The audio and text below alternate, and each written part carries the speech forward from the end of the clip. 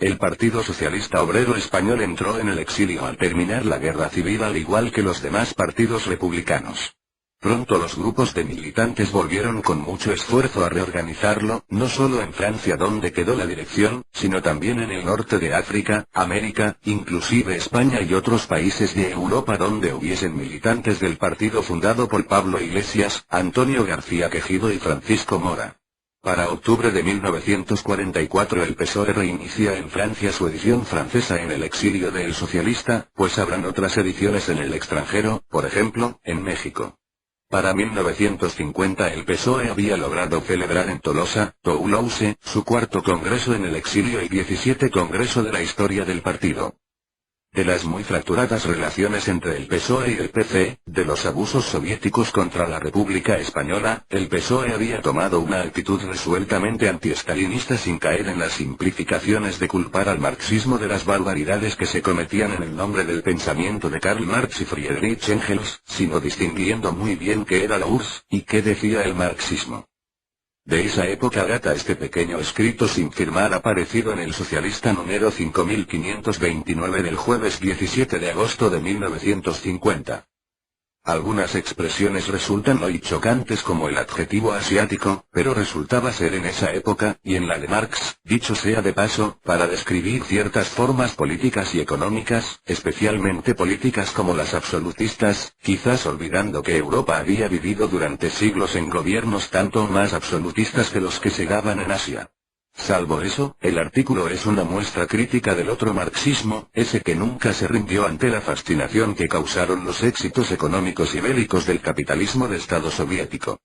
Unas declaraciones recientes de Stalin, difundidas a los cuatro vientos por el Politburó y sus adjuntos, han motivado que no pocos escritores socialistas propiamente dichos, o incursos en el campo general y vastísimo del socialismo se hayan apresurado a señalar la contradicción existente entre las opiniones de Stalin y las teorías marxistas que el comunismo bolchevique dice simbolizar. Stalin, en efecto, corrige a Marx. Pero ¿cuántos años lleva corrigiéndolo, o, para ser más claros, adulterándolo, deshonrándolo? Y no solo él, sino su antecesor Lenin, a quien, no sabemos por qué, ¿acaso murió pronto? Todavía se le guarda por muchos opinantes socialistas el respeto que se le debe a un teórico excepcional, intérprete genial de las premisas del marxismo. La verdad es que toda la trayectoria de la Revolución Rusa lleva la huella de Lenin, que es el que le da carácter y le imprime esa absoluta falta de escrúpulos morales. Él fue el primero en poner en obra el axioma no de Marx, sino de Ignacio de Loyola, según el cual el fin justifica los medios, al aceptar el vagón blindado que los alemanes pusieron a su disposición para llegar a Rusia.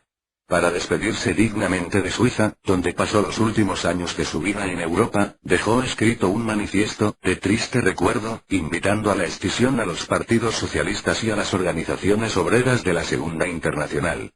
Que Lenin había estudiado atentamente a Marx no puede negarse, pero muy superior a él, como teorizante, por no citar sino a otro socialista ruso, era Jorge Plejanov, cuyo nombre figura, no faltaba más, en el índice de los prohibidos por el Sanedrín bolchevique. Y se comprende. Plejanov era un intérprete de Marx con mentalidad europea. Lenin, por el contrario, es el que le imprime a la Revolución Rusa la filosofía asiática que tiene. Lenin es el padre del golpe de Estado bolchevique, obra de la violencia calculada y de la hipocresía más astuta, pero también el primer corruptor activo del marxismo. Stalin, después de todo, no ha hecho otra cosa que seguir su escuela. ¿Qué ha dicho ahora Stalin? Simplemente lo contrario de lo que dijo Marx.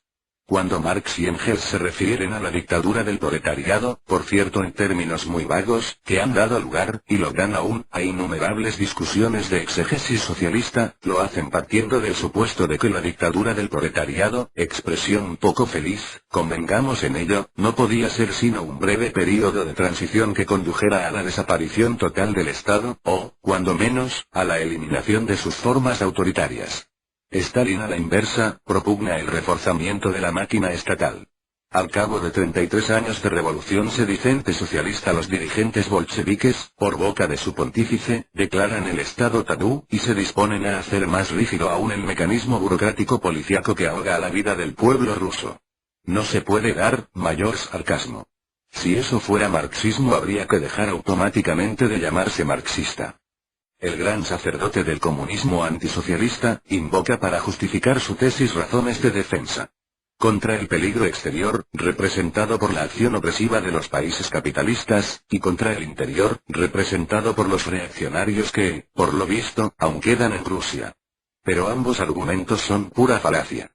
El primero porque ninguna nación, ni todas juntas, se atrevería a atacar a una república socialista de régimen demócrata, donde las libertades ciudadanas fueran respetadas y que contase con la simpatía y protección del proletariado internacional. Y segundo porque no es más que la repetición machacona, de lo que todos los dictadores alegan para seguirlo siendo. Franco está diciendo a diario lo mismo.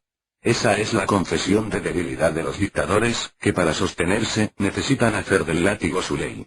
No miente Stalin, desde luego, al hablar de enemigos internos.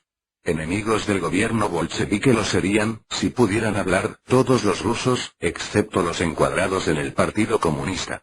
La dictadura del proletariado, aceptada por Marx como una necesidad pasajera, se ha convertido en Rusia en una dictadura permanente, pero no del proletariado, sino sobre el proletariado. Una burocracia sórdida y rapaz extiende sus tentáculos sobre las espaldas vencidas del pueblo ruso. Por encima de esa burocracia se levanta, señor de todas las Rusias, la figura de Stalin, reencarnación tosca y exenta de generosidad humana de Pedro el Grande, como Lenin era una reencarnación asiática de Calvino. A eso ha quedado reducida la revolución en la cual pusimos nuestra esperanza los socialistas y trabajadores del mundo hace 33 años. A eso y a los campos de concentración y el trabajo forzado, interpretación originalísima de Marx. Tan original, por lo menos, como la de Lenin cuando, para definir la libertad política aseguraba, con siniestro humorismo, que en el régimen comunista caben todos los partidos, pero con la sola diferencia que el Partido Comunista gobierna y los demás están en la cárcel.